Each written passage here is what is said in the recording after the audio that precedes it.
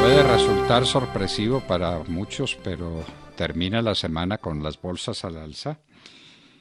No tenemos datos reales de la operación en la bolsa de Nueva York, pero sí los futuros.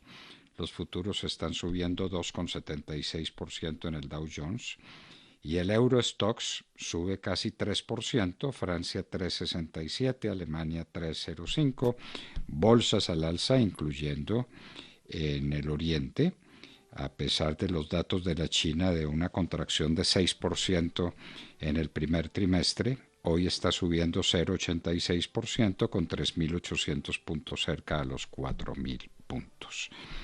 El petróleo, el WTI, tiene una baja espectacular de 11,73% para quedar en $17,5 el barril. El Brent no ha caído, no sabemos si va a caer de manera similar. Nunca vimos una diferencia de $10 por barril de petróleo entre el WTI y el Brent. Pero bueno, queridos amigos, hay que oír opiniones y esta nos es particularmente interesante, la del doctor Jorge Ospina Sardi. Doctor Ospina Sardi, muy buenos días. Muy buenos días, Fernando, ¿cómo le va? Pues bien, señor, su parecer sobre la situación de la economía por cuenta de esta crisis y del manejo que debiera tener. Bueno, lo que pasa es que es un momento de mucha incertidumbre en muchos frentes. En el caso colombiano, pues está el tema no solo del coronavirus, sino el tema del petróleo, aunque ambos están relacionados. Es casi imposible en este momento hacer proyecciones. Se ha ido haciendo proyecciones por algunas entidades y cada nueva proyección baja el estimativo. Ya estamos en contracciones para Colombia alrededor del 4%. Pero yo creo que en lugar de estar hablando de una cifra, hay que empezar a ver cómo reabrimos la economía, que inicialmente, dado que el sector externo está bloqueado en muchos países, pues tendría que ser la apertura interna. Hay que empezar con eso y hay que tomar medidas decididas y que la gente y el sector productivo sepa que efectivamente vamos en un cronograma a abrir la economía interna. Eso es muy importante para empezar a reducir las incertidumbres. Entonces, pues, hasta ahora las señales han sido muy confusas en cuanto a eso. El gobierno, pues, no sabe muy bien, hasta donde yo veo, qué va a pasar después de que se llegue a la fecha de fin de la cuarentena que ha establecido. Y yo creo que, dado que el comportamiento del coronavirus en Colombia, y no solamente en Colombia, sino en el trópico, muestra unas tasas de mortalidad muchísimo más bajas, pero astronómicamente más bajas de la que inicialmente pronosticaron los expertos. Pues yo creo que ya conociendo qué es el coronavirus, podemos lanzarnos a abrir la economía. El coronavirus está produciendo en Colombia y en otros países tropicales, y respectivamente del tipo de confinamiento que se tiene en los países, algunos más laxos, otros más estrictos, está produciendo una tasa de mortalidad sumamente baja, muy equivalente a una epidemia de gripa fuerte, básicamente. Entonces, yo creo que hay que lanzarse, tomar el riesgo, igual a como lo está haciendo Estados Unidos y algunos países europeos que en este momento ya se están abriendo, incluso abriendo colegios, como en el caso de Dinamarca. El caso de Japón, pues, que ha tenido muy buenos índices. Ellos tomaron una medida muy temporal relacionada con algunas zonas donde hubo un brote inesperado, pero es una medida muy temporal de ellos. Por lo general han mantenido la economía relativamente abierta. Entonces, yo creo que, dado que ya conocemos que el coronavirus básicamente afecta a un grupo muy pequeño de la población, es el que está en peligro de muerte, el 99%, 99,99% en el caso de Colombia, no está en peligro de muerte, que afecta solamente a personas en condición médica muy precaria y generalmente personas ya de edad avanzada, pero que el resto de la población básicamente no corre peligro de muerte, que el 80% es asintomático o tiene manifestaciones muy, muy leves, que son como de una gripa, y que hay otro porcentaje que, si bien se puede, tiene manifestaciones más graves, las puede manejar en su casa, otro porcentaje que con manifestaciones más graves se hospitalizan, pero que no van a las unidades de cuidados intensivos, y que los que terminan en cuidados intensivos en realidad es una proporción muy, muy pequeña, que son estas personas que decía con enfermedades subyacentes muy graves ya. Entonces yo creo que ya conociendo que este virus no tiene la mortalidad que inicialmente nos dijeron los expertos, sino una mortalidad muchísimo menor, pues yo creo que ya sabiendo eso y sabiendo a qué grupos específicos afecta especialmente, pues se puede pasar a una etapa de apertura económica, con manejo y con precauciones y con quizás una atención focalizada a esos grupos muy vulnerables, pero no paralizando a toda la economía, con las consecuencias terribles que eso tiene. Lo que usted dice es cierto. En el hemisferio sur se han mostrado en general unas manifestaciones mucho menos severas que en el hemisferio norte. Eso es así, con excepciones, como la terrible excepción del Ecuador y de Guayaquil y sus alrededores, de la provincia del Guayas. Pero aún en Ecuador tú miras las cifras y son mucho más bajas que las de Europa, aún Guayaquil. Ellos tuvieron un problema inicial del sector, pues del sistema de salud. Como esta es una enfermedad muy contagiosa, se concentra, los brotes son más intensos que otras enfermedades menos contagiosas y entonces afectan a los sistemas de salud si no están preparados, y sobre todo a las unidades de cuidados intensivos, y ese fue el problemita que tuvo Guayaquil durante una semana, pero hubo también mucha fabricación noticiosa alrededor de eso. Hubo incluso la queja de que gente relacionada con el expresidente Correa estaba tratando de armar ahí una noticia mucho inflada de crisis, y resulta que pues sí hubo una crisis que duró 3 o 4 días, pero en realidad eso después más o menos ya lo solucionaron, y si bien Ecuador tiene un índice de mortalidad más alto que otros países de América Latina, su tasa de mortalidad es mucho más baja que la de los europeos y la de Nueva York. Sí, lo del Ecuador fue muy espectacular, cuando menos los cadáveres tirados en la calle. Pero es que se descubrió que varios de esos ni siquiera eran cadáveres, era un montaje periodístico. Qué horror. Entonces ha habido mucho sensacionalismo mediático, pero viendo ya las cifras definitivas, uno ve que en estos países del trópico, no solamente en América Latina, sino en Asia y en África, esas tasas de mortalidad son muchísimo más bajas que las europeas y pero mucho más bajas que los pronósticos iniciales de los expertos. Los expertos, incluyendo el Imperial College, una de cuyas asesoras está acá asesorando al gobierno, el modelo del Imperial College daba millones de muertos en Estados Unidos, 2.200.000, daba 500.000 muertos en Italia y en países como Italia, en Europa, y acá en Colombia esas proyecciones iniciales daban entre 40.000 muertos y 100.000 muertos según el confinamiento, y daban 40.000 muertos con un confinamiento incluso más estricto que el que tenemos. Y estamos apenas con 140 muertos, más o menos ya 2 meses desde que aparentemente ingresó el contagio a Colombia. Entonces, definitivamente se pifiaron por completo esos modelos.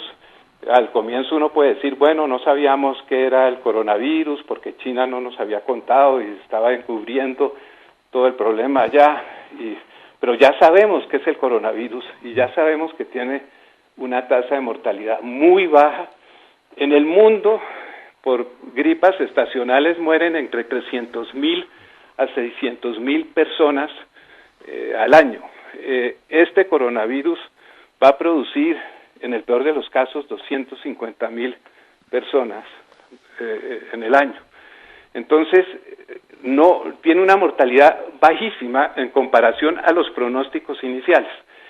Y el problema es que estos expertos, que muchos son médicos, que no manejan muy bien las cifras, y los gobiernos, que pues se asustan con cifras de muertes altas, no han, en muchos casos, revaluado las cifras y siguen hablando de miles y miles de muertos cuando sabemos que no ocasiona ese daño que inicialmente se consideró.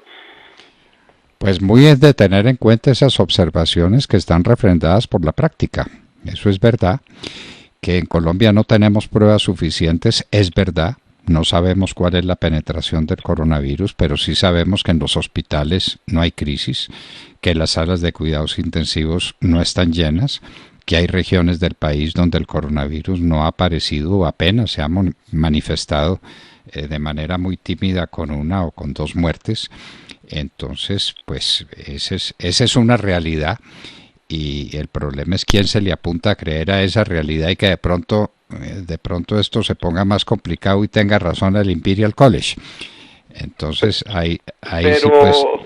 Pero ya digamos, ya hay una trayectoria relativamente grande, ya esa trayectoria es la que están tomando en Estados Unidos, por ejemplo, para abrir la economía, porque pues allá aparte de los 3 o 4 sitios donde hay un brote un poco más fuerte, o muy fuerte como en el caso de Nueva York, en el resto del país también las mortalidades han sido supremamente bajas y manejables, administrables por los sistemas de salud. Entonces, acá, y lo que está sucediendo en Japón recientemente, es que cuando las cifras muestran que realmente está bajo control, que la mortalidad es más baja, hay razones para decir que en el trópico la mortalidad es más baja, hay varias hipótesis de por qué es eso así. Si hay brotes en algunos sitios puntuales, pues hay que manejarlos y administrarlos, pero eso se puede hacer, ese tratamiento selectivo, sin necesidad de incurrir en el costo enorme que estamos incurriendo, cerrando y paralizando la economía. Porque lo que está pasando en este momento es que después de 2, 3 semanas, y si se prolonga, hay infinidad de negocios que se están quebrando. Usted pues ha sido testigo de las historias de la gente que llama y usted consulta. Hay todos unos entornos de vida de millones de colombianos que se están resquebrajando, sus familias, el ingreso, sus emprendimientos, sus empresas, el esfuerzo de muchos años se está yendo pues por la caneca. Entonces uno dice, el ministro habla del derecho a la salud y uno dice, bueno, comencemos pues también por el derecho de la salud de millones de colombianos que están siendo desempleados, que están pasando hambre, también muchos de ellos que no tienen ingreso, y que sus empresas, sus ingresos familiares, incluso su entorno familiar está siendo alterado, afectado por estos encarcelamientos en que nos tienen. Los niños, la salud de los niños que no han vuelto a socializar con otros niños, sino que están aprisionados en unos cuartos relativamente pequeños, que es donde vive la mayoría de la gente. Entonces uno dice, ¿y el derecho de salud de todos esos colombianos, de millones y millones, dónde está? ¿Por qué ese ministro no habla del derecho de salud de los millones de colombianos que están siendo afectados en una forma muy drástica en sus vidas en sus entornos familiares y de vida personal, ¿por qué no se habla de eso? Entonces uno no entiende muy bien el costo, no solamente macroeconómico, sino el costo desde el punto de vista de familias enteras, de personas, de millones ya, que no tienen no tienen ni siquiera el derecho del trabajo para ganarse el pan de cada día. Estamos anteponiendo no sé qué derecho de salud al derecho de trabajo, por ejemplo, de millones de colombianos, y estamos afectando el derecho de salud también de esos millones de colombianos, y estamos coartándole sus libertades básicas, violando sus derechos más elementales con un sistema que no hace ningún sentido. Sí, tratemos de ver a ver cómo introducimos nuevamente la apertura, restablecemos los derechos de millones de colombianos, y si se presentan problemas, pues tratemos de administrarlos y de manejarlos de la mejor manera que podamos, pero no en esta forma tan draconiana y tan costosa desde cualquier punto de vista que se mire. Doctor Ospina, usted nos pone a reflexionar a nosotros y a todo el país. Este es un tema. Las manifestaciones del coronavirus han sido más que modestas, tanto en contagiados como en muertos. Y los contagiados pueden ser más automáticos, pero a los que no les está pasando absolutamente nada, como usted bien lo dice. ¿Por qué en el trópico y por qué en el hemisferio sur el coronavirus es menos letal que en el hemisferio norte? Vaya uno a averiguarlo. Pero en eso hay varias hipótesis del trópico que de pronto me gustaría plantearlas simplemente como hipótesis, porque yo no soy científico, habrá estudios, pero son un pueblo mucho más joven. Los índices de obesidad acá, en estas zonas, son mucho menores. Por ejemplo, se ha descubierto que los grupos muy afectados en Nueva York y en New Orleans, en Estados Unidos, sufren de problemas de obesidad muy complicados. Acá el sol tropical es una bendición.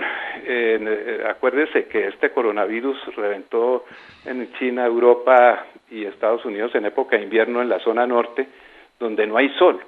El sol, acá hay el sol tropical y la vitamina D, los índices de vitamina D de la población, los niveles de vitamina D son mucho más altos en estos trópicos. Afortunadamente, ese sol tan delicioso, sabroso que tenemos. En Italia, por ejemplo, ya hubo un estudio que dice que estas poblaciones viejas italianas tienen una deficiencia de vitamina D inmensa. Igualmente parece que acá hemos sufrido de ciertas enfermedades como el paludismo, la malaria, algunas epidemias que llegan por acá, que nos hace más resistentes a este tipo de virus. Y puede que haya habido algunas mutaciones en el virus que ha llegado acá, que eso sucede en estas pandemias, que el virus muta y siempre hay mutaciones hacia un virus menos poderoso, menos fuerte. Entonces, bueno, hay varias posibles explicaciones, pero ya se puede ver estadísticamente en forma muy clara que efectivamente acá no pega tan duro el coronavirus, y eso es una bendición y eso hay que aprovecharlo. No hay que darle muchas largas al tema, porque ya hay estadísticas claras al respecto. Seguramente el presidente de la República lo tendrá muy en cuenta cuando dentro de una semana termine la cuarentena a la que estamos sometidos para evitar un coronavirus que por aquí no llegó ni parecido a las circunstancias, a las características que tenía en Europa, y el que llegó aquí lo trajimos de Europa, pues sobre eso no hay ninguna duda. Como decimos aquí en La Hora de la Verdad, viajó en líneas aéreas en primera clase y ahí se quedó, porque ni siquiera en Venezuela, donde no hay servicios hospitalarios, uno dice es que la red hospitalaria de Colombia y tal, y se puede hacer lenguas hablando de eso, que resultó ser mucho menos capaz de lo que se creía. Pero pues no ha sido necesaria, porque en ninguna parte no hay un hospital de Colombia que diga estoy sobrepasado, no me cabe la gente con coronavirus, no tengo cómo atenderla. Eso no ha pasado. ni las unidades de cuidado intensivo están a full. Esa es la verdad. Lo que dice el doctor Jorge Ospina Sardi está corroborado por los hechos hasta ahora, y empezamos que así siga, y esperamos que el sol del trópico sea el elemento determinante para que por un fenómeno de absorción de la vitamina D estemos a cubierto del coronavirus en las manifestaciones trágicas que ha tenido en los Estados Unidos, en algunos lugares de los Estados Unidos y en Europa. Doctor Jorge Ospina Sardi, muchísimas gracias por estar con nosotros en la hora de la verdad. Con el mayor gusto, Fernando. Bueno, doctores, queridos oyentes, lo pone a uno a pensar el doctor Ospina Sardi, ¿no? Lo pone a uno a pensar. Es que ni siquiera en Venezuela está el tema del Ecuador, que es un tema mucho menos grave de lo que se pensaba. En el Brasil pues está la discusión entre Bolsonaro y su ministro, pero las cifras de Brasil son bajísimas, las de Argentina, las de Chile, las de Paraguay, las de Uruguay, las de Bolivia. Aquí pues el coronavirus se puso de acuerdo para no atacar duramente al hemisferio sur, y en en el cinturón del trópico, el coronavirus ha sido muy poco incisivo. Los países del África, tanto que se estaba esperando, es que va a llegar al África y va a acabar con el África. No, llegó a Sudáfrica y de pronto, sin que se sepa por qué, en Sudáfrica la cosa paró. Y la cosa paró cuando llegó el verano o cuando pasó el invierno. Bueno, el doctor Ospina Sardi nos estaba poniendo a reflexionar a todos, y eran datos y una breve lección de economía que les damos a todos ustedes gracias a Colsubsidio.